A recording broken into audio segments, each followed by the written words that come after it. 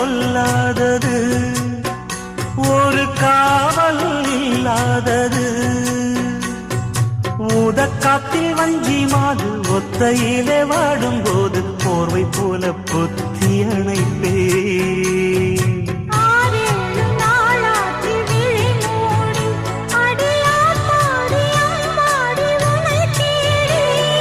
நீதானே மானே என் இளஞ்சோடி உனை நீங்காது என்றும் என் உயிர் நாடி